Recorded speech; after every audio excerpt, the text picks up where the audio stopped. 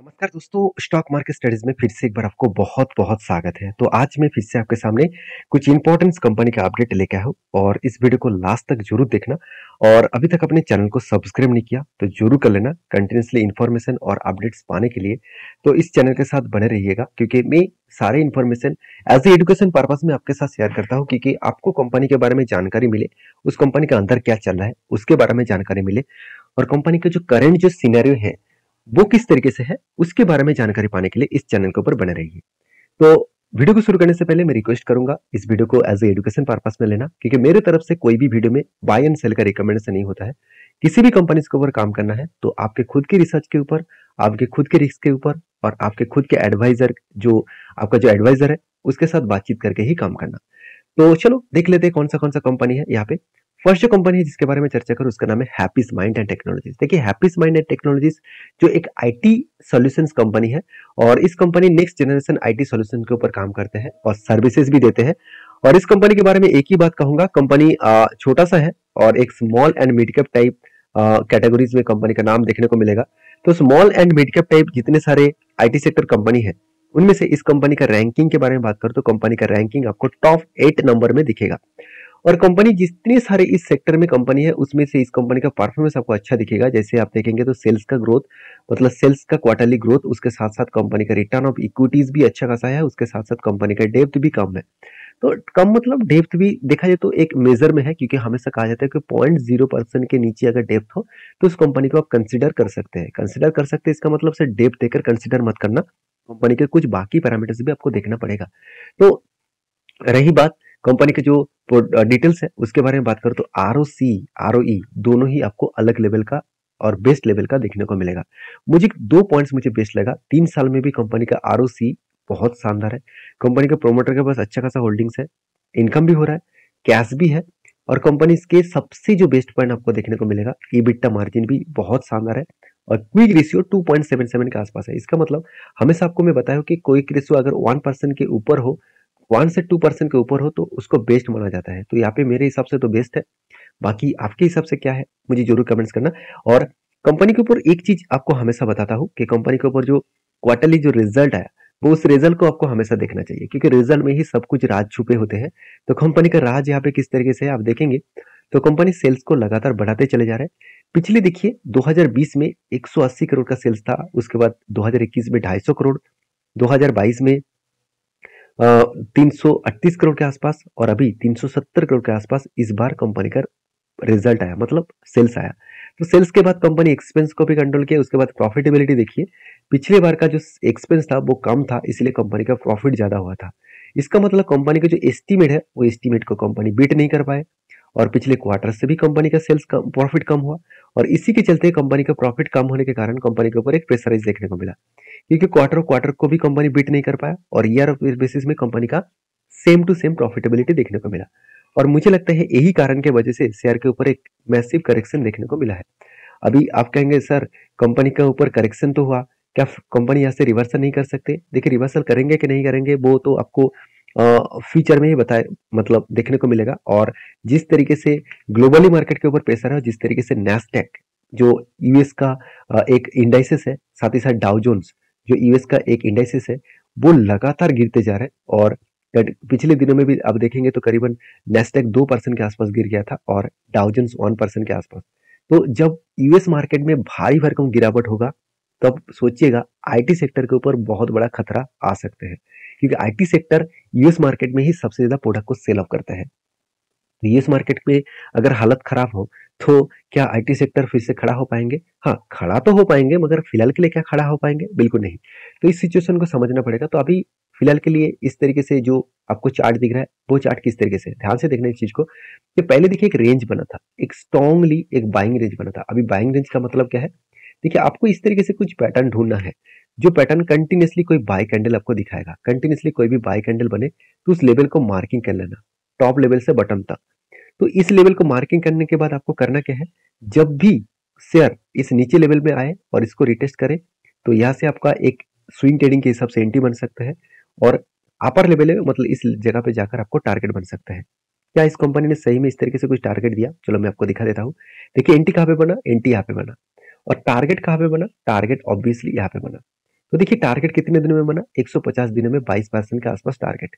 तो सोचिए half half month, sorry half of year, तो उसमें कंपनी 22% के आसपास रिटर्न दे रही है। देखिए इस तरीके से पैटर्न्स को मैं बहुत सालों से यूज कर रहा हूँ। मैं कोई भी इस तरीके से पैटर्न्स को किसी के साथ मतलब रिकमेंड नहीं करता हूँ, मैं खुद काम करता हूँ। और मैं आपके साथ इसलिए शेयर किया हूँ क्योंकि आपको भी पता चले, आप इस तरीके से पैटर्न को बैक टेस्टिंग करिए। एक साल आप इस तरीके से पैटर्न्स को ढूंढिए, आपके नोटबुक में लिखिए, और उसके बाद एनालिसिस करके ही आपको खुद पता चलेगा कि हाँ इस तरीके से पैटर्न्स में कितना शानदार तरीके से प्रॉफिट मिल सकता है। तो आप बैक टेस्टिंग करके ही काम करिए, ब्लाइंडली किसी की बात सुनकर काम मत करिए, मेरे बात सुनकर भी नहीं। क्योंकि आपको लग रहा है कि सर ने एक बार प्रॉफिट दिखा दिया तो इसी तरीके से पैटर्न्स में प्रॉफिट बनता है, ऐसे बिल्कुल नहीं। आपको काम करने के लिए थोड़ा सा तो मेहनत करना पड़ेगा। किसी भी जगह पे मान के चलिए आप बिजनेस कर रहे हैं तो वहां पे कितना मेहनत है, आप जॉब कर रहे हैं वहां पे भी कितना मेहनत है। तो इतने मेहनत करने के बाद आपको एंड ऑफ द मंथ आपको सैलरी मिलते हैं। तो यहाँ पे भी सोचिए, आपको 1 साल 2 साल आप प्रैक्टिस करेंगे, तब जाकर छोटे छोटे क्वांटिटी के साथ जब ट्रेड करके आप प्रैक्टिस करेंगे, तब आपको पता चलेगा कि हाँ इस तरीके से पैटर्न किस तरीके से काम करता है। मैं एक राज के बात बता दूं, मेरा एक्सपीरियंस के हिसाब से मैं बता रहा हूँ कि मैं 1 साल तक इस तरीके से पैटर्न्स को सिर्फ देखता रहा, सिर्फ एक्सेल में एंट्री करता रहा और खाते में हर पैटर्न्स को लिखता रहा और चार्ट पैटर्न को मैं स्क्रीनशॉट लेता रहा। और 1 साल के बाद मैं 1 2 3 5 क्वांटिटी 10 क्वांटिटी के साथ काम किया, सिर्फ के सिर्फ 6 मंथ तक। और उसके बाद मुझे कंफर्मेशन मिला कि हाँ इस तरीके से पैटर्न्स में पैसा बन सकता है, तब मैंने बड़ा बड़ा क्वांटिटी उठाना स्टार्ट किया। तो मेरे कहने का मतलब है, आप इस तरीके से सीख कर काम करेंगे तो आपको सब कुछ मिलेगा। तो फिलहाल के लिए इस कंपनी के ऊपर क्या रहा है, फिलहाल के लिए देखिए एक रेंज है, इस बार बार इस रेंज को टच करके ऊपर जा रहा है। तो मुझे लगता है यहाँ पे एक स्ट्रांगली एक सपोर्ट कंपनी तो फेस कर रहा है। अभी मार्केट में नेगेटिविटी है तो यहाँ पे कुछ भी हो सकता है। तो फिलहाल के लिए मैं कोई फ्रेश एंट्री नहीं लूंगा जब तक मार्केट कुछ पॉजिटिवली मूवमेंटम ना करे। तो नेक्स्ट जो कंपनी है जिसके बारे में बात करूं उसका नाम है रिलैक्सो फुटवेयर। तो रिलैक्सो फुटवेयर करीबन देखा जाए तो 3 से 4 साल तक फुटवेयर इंडस्ट्रीज में लीडर था, नंबर 1 था। आज लीडर नहीं रहा। उस लीडर ना रहने के पीछे कारण भी है। उस कारण को समझाने से पहले कंपनी का पोजीशन दिखा देता हूँ। कंपनी का पोजीशन सेकंड में आ चुके हैं। अभी मेट्रो बैंड नंबर 1 है। तो मेट्रो बैंड नंबर 1 क्यों बना, उसके बारे में डिस्कशन अगर आप चाहते हैं तो मुझे कमेंट्स करिए, उसके ऊपर मैं डिटेल्स वीडियो आपको बना के दूंगा। अभी रिलैक्सो के बारे में बात करूं तो रिलैक्सो सेकंड पोजीशन में क्यों आया, कि इसका मार्केट कैप क्यों गिरा, उसके पीछे 2 रीजन है। पहली बात, रिलैक्सो क्या कर रहा था, कंपनी जो लग्जरीज जो जूते हैं उसको बेच रहा था। इसके मतलब जो हायर सिटी जो प्रोडक्ट बेचा जाता है तो वहां पे कंपनी प्रोडक्ट बेच रहे थे। वो लो सिटीज और लो क्वालिटी का प्रोडक्ट, लो क्वालिटी मतलब क्वालिटी तो ठीक है, लो प्राइस का प्रोडक्ट को नहीं बेच रहा था। इसलिए उसका जो मार्केट शेयर है वो गिर रहा था, क्योंकि इंडिया में अभी भी पर कैपिटल इनकम उतना नहीं बढ़ा कि लोग हायर प्रोडक्ट्स को खरीदारी करें। लोग अभी भी मतलब 100 200 के चप्पल में ही गुजारा कर लेते हैं। तो सोचिए, उसके पास अगर बोला जाए कि चलो 1000 2000 रुपया का जूता पहन के आप रास्ते में घूमे, तो आपको 100 व्यक्ति में आपको सिर्फ के सिर्फ शायद 5 लोग ही मिलेगा कि उस तरीके से प्रोडक्ट को खरीदारी करेंगे। बाकी आपको 95% लोग आपको सस्ते दामों में प्रोडक्ट के ऊपर ही आपको देखने को मिलेगा। जो रिलैक्सो ने गलती कर दिया, इस सस्ते दामों में प्रोडक्ट का जो डिमांड है मार्केट में उसको ऑमिट कर दिया, और जिसके चलते कंपनी का मार्केट शेयर गिर गया। और रिलैक्सो ने एक बहुत बड़ा अनाउंसमेंट भी किया, इसका मैनेजमेंट ने एक बहुत बड़ा अनाउंसमेंट किया कि वो अपकमिंग 3 से 4 साल के अंदर अंदर ये जो मार्केट शेयर है, इस मार्केट शेयर को वो कवर करेंगे और फिर से वो मार्केट शेयर को गेन करेंगे। तो इतने सारे बात बोलने का मेन मकसद है कि आपको कंपनी के ऊपर भरोसा तब बनेगा जब उसका मैनेजमेंट कुछ पॉजिटिवली थिंकिंग के हिसाब से काम कर रहा है, और पॉजिटिवली वो एक आपको प्रॉमिस भी कर रहा है कि वो उस तरीके से काम करेंगे। हाँ, एक बार अगर प्रॉमिस तोड़ता है तो उसके ऊपर लोग ट्रस्ट नहीं करेंगे। तो ट्रस्ट तभी करेंगे जैसे टाटा ग्रुप के ऊपर लोग ट्रस्ट करते हैं। क्यों करते हैं? क्योंकि जानते हैं टाटा ग्रुप जो कमेंट करते हैं वो कमेंट हमेशा रखते हैं। टाटा ग्रुप ने जब जैसे टाटा मोटर्स के ऊपर 6% के आसपास डेप्थ था, वो आज कितना है? 3%। क्यों? क्योंकि टाटा ग्रुप ने ये बताया कि 2030 के अंदर उसका डेप्थ पूरा के पूरा जीरो करके वो दिखाएंगे। तो इतना बड़ा वो कमिटमेंट किया है तो कुछ ना कुछ तो वो बड़ा करने वाला है, कुछ ना कुछ तो वो सोचकर ही इस तरीके से डिसीजन लिया।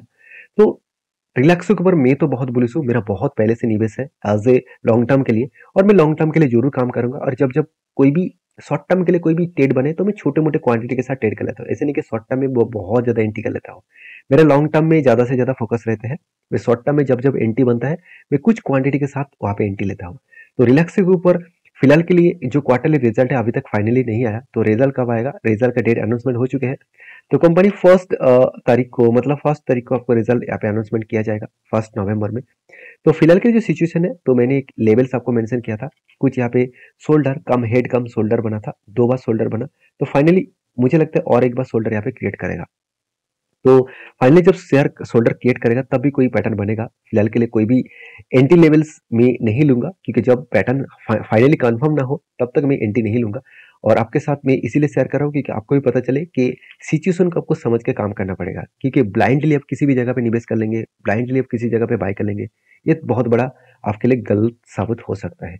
हाँ, एक चीज मैं आपको जरूर कहूंगा, अगर अच्छी कंपनी आपको सस्ते दाम में मिल रहा है तो उसका फायदा आपको उठाना चाहिए, क्योंकि कंपनी अगर बेस्ट है और उसका प्राइस आपको अगर मान के चलिए 100 का कंपनी है और आज आपको 80 में मिल रहा है, तो सोचिएगा अच्छी कंपनी आपको सस्ते में भी दे रहा है तो उसका फायदा आपको उठाना चाहिए। ये मेरे बात नहीं है, वॉरेन बफेट जी ने खुद कहा है। तो नेक्स्ट जो कंपनी है जिसके बारे में चर्चा करूं उसका नाम है मदरसन सुमी वायरिंग्स लिमिटेड। मुझे कुछ दोस्तों ने मदरसन सुमी वायरिंग्स लिमिटेड के ऊपर डिटेल्स वीडियो बना के दिया, तो मैं नेक्स्ट वीक में मैं आपको यहाँ पे से अभी से बोल देता हूँ, नेक्स्ट वीक में संडे और मंडे के दिन जो मैं इन डेप्थ कंपनीज के ऊपर डिटेल्स का वीडियो आपके साथ शेयर करता हूँ, तो वहाँ पे आपको मदरसन सुमी के डिटेल्स वीडियो मिल जाएगा। तो उसके लिए थोड़ा सा इंतजार करिए और चैनल के ऊपर सब्सक्राइब करके रखिए और आपको जरूर नोटिफिकेशन मिलेगा। तो इस कंपनी के बारे में चर्चा करूँ तो कंपनी एक ऐसे सेक्टर के ऊपर काम कर रहा है जिसका ग्रोथ होने का चांसेस बहुत हाई लेवल में है, क्योंकि इसका अगर बिजनेस के बारे में बात करूं तो कंपनी देखा जाए तो मदरसन सुमी वायरिंग्स जो लिमिटेड कंपनी है, इस कंपनी ईवी सेगमेंट के ऊपर सबसे ज्यादा काम कर रहा है। और जो जो कंपनी ईवी सेगमेंट के ऊपर काम कर रहा है उसका ग्रोथ और पोटेंशियल बहुत ज्यादा है। अभी एक चीज मैं और भी आपको बताना चाहूँ कि इसका जो मार्केट कैप है 27,000 करोड़ है, और बहुत बड़े बड़े इंस्टीट्यूशन और एनालिसिस ने यही कहा कि इसका मार्केट कैप 50,000 करोड़ तक जाने के लिए कैपेबिलिटी रखते हैं। अभी देखिए जाएगा का नहीं जाएगा वो तो आपको फ्यूचर में ही पता चलेगा। फिलहाल के लिए जो सिचुएशन है उस सिचुएशन और कंपनी का परफॉर्मेंस के बारे में बात करूं तो कंपनी का परफॉर्मेंस आपको अच्छा दिखेगा। आरओसी आरओई बेस्ड है, कंपनी का डेप्थ कम है, इनकम भी अच्छा है, और कंपनी के प्रोमोटर के पास होल्डिंग भी अच्छा खासा है, और 1 रुपया भी कंपनी प्रोमोटर ने शेयर को प्लेजिंग नहीं रखा। तो ये एक गुड न्यूज होता है किसी भी कंपनी के लिए। क्वार्टरली रिजल्ट के बारे में बात करें तो कंपनी के सेल्स लगातार बढ़ते चले गए, एक्सपेंस को भी कंपनी कंट्रोल किया, उसके बाद कंपनी का प्रॉफिटेबिलिटी देखिए।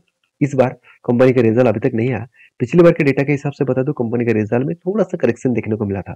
अब इस करेक्शन को इस सितंबर जो क्वार्टर में जो रिजल्ट आने वाला है, क्या उस दिन भी वो रिकवरी कर सकते हैं, वो देखना बहुत इंपॉर्टेंस है। तो फिलहाल के लिए जो इन्वेस्टर है आप देखेंगे तो प्रोमोटर और के बाद एफआईएस ने होल्डिंग को बढ़ा रहा है, डीएसबी होल्डिंग को बढ़ा दिया, और मतलब छोटे मोटे होल्डिंग को मेंटेन कर रहा है और कंटिन्यू कर रहा है, और पब्लिक के पास भी होल्डिंग्स है। तो हर कोई व्यक्ति होल्डिंग को कंटिन्यू कर रहा है, क्योंकि इस कंपनी के ऊपर फ्यूचर में आपको कुछ बड़ा धमाका होने का चांसेस भी देखने को मिल जाते हैं। तो कंपनीज की जो डिलीवरी का डेटा दिखा दूं तो लास्ट कुछ फ्यू डेज में कंपनी का डिलीवरी कुछ वीक होता देखने को मिले। एक्चुअली वीक नहीं है, पहले देखिए 94% तक डिलीवरी उठाया गया था, तो इसलिए शायद कंपनी को 64% वीक दिख रहा है। क्योंकि देखिए वीक तब भी दिखेगा अगर मान के चलिए आपको 100 नंबर मिला, और मान के चलिए मैं आपके साथ एग्जाम दे रहा था और मुझे 80 मार्क्स मिला, तो ऑब्वियसली मेरा तो नंबर खराब है। फिर भी क्या 80% नंबर्स क्या खराब है आपके हिसाब से? बिल्कुल नहीं ना। तो आपसे कंपैरिजन कर रहा हूँ तो इसलिए मुझे कम दिख रहा है। तो यहाँ पे पहले 94% का डिलीवरी उठाया गया था, तो इसलिए 64 कम लग रहा है। तो मेरे हिसाब से 64 कोई कम डिलीवरी नहीं है, ऑब्वियसली डिलीवरी अच्छा खासा है। तो और रही बात कंपनी के चार्ट पैटर्न का, तो यहाँ पे एक ट्रेड मेंशन मैंने आपके साथ किया था। इस तरीके से पैटर्न को आपको फॉलो अप करना होगा और इसके ऊपर आपको स्टडी करना होगा कि यहाँ पे कफ विद हैंडल पैटर्न्स बना है। फाइनली वो पैटर्न्स को ब्रेकआउट भी किया, और ब्रेकआउट करने के बाद मुझे कंफर्मेशन चाहिए, तो कंफर्मेशन के बाद ही मैं एंट्री लेता हूँ। तो कंफर्मेशन मतलब क्या है, यहाँ पे जो ब्रेकआउट हुआ उसके ऊपर कोई क्लोजिंग कैंडल चाहिए, तो यहाँ पे कोई भी क्लोजिंग कैंडल नहीं मिला, सारे के सारे रेड कैंडल्स है, तो मैं यहाँ पे कोई भी एंट्री लेने के लिए तैयार नहीं हूँ। तो अगर इस लेवल में एंट्री बनता है तो यहाँ पे जो मार्किंग है, ये लेवल का जो मार्किंग है उसको मार्किंग करूँ तो 28% के आसपास टारगेट मिल सकता है, और वो भी 80 रुपीज के आसपास। तो आपकी क्या राय इस कंपनी के ऊपर जरूर मुझे कमेंट्स करके बताना।